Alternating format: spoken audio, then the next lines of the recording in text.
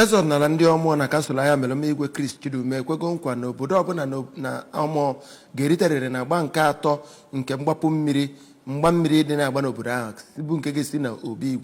Igwe Chidume kwupụtara nke a na mmemme ịwa ji nke afọ 2024 nke ndị Omor. O kwuru na obi ya ga na-aga n'iru n'ahụ na ọkụ latrik na mmiri ọṅụṅụ dị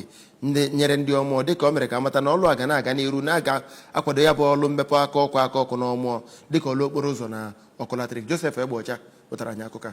N'oge ọ na-awa ji na mmemme ahụ, Igwe Chidume bụ onye kọwapụtara mkpa mmemme ịwa ji bara n'ala Igbo dịka ka o sikwe wee gbasa obodo Omor ma kpekwezie ekpere ka Chineke na-agọzi ihe ọbụla a kọrọ n'ubi ka o wee na-emete karịa ka o si emebu.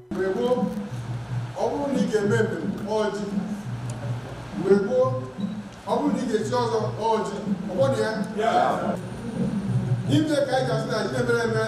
na-abụrụ arụ ọzọ n'ihe onye ọbụla na-eme ihe ọbụla ị na-eme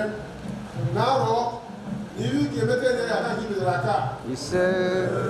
Onye kọmishọna na-afụ maka ọdịnala ngagharị nakwa ihe nlegharị anya na steeti a bụ Comrade Don Onyenji bụ onye nọkwara n'oge ahụ wee kwunwee ịdị uchu gọọmenti steeti a dị ịchụ agụụ nakwazi ụbịam ọsọ ukwu eru ala ma kwukwezie na o so na ihe kpatara eji wee na-akwado ndị mmadụ ka ha laghachi azụ n'ọrụ ugbo bụ nke gọọmenti ga na-akwadokwa ha n'ụzọ pụrụ iche ka agụụ ghara igbu ha. O kwukwaziri na ọ bụ ya mere na mmemme iri ji kwa afọ bụ nke gọọmenti steeti a na-agbadoro aja ihi na o sokwe na amụma eji akwado ndị mmadụ ka ha na-akọpụta ihe n'ubi ha. Ọ dị ka a na-eme ọ na-akawanye mma abịara m nke arọ gara aga yakwa nke arọ a afọ m ka ebe na-esi achakasị fụ ka ndị mmadụ na-enwe aṅụrị na ezigbo ibe na-eme o gosi obi aṅụrị o gosi na igwe na-eme ọfụma na ndị befa na-eme ọfụma ma afụkwulie n'anya nyanwa fụkwova n'anya ife anyị chọọ ife dị mkpa omume ya bụ na aka aja na-ebute ọrụ mmanụ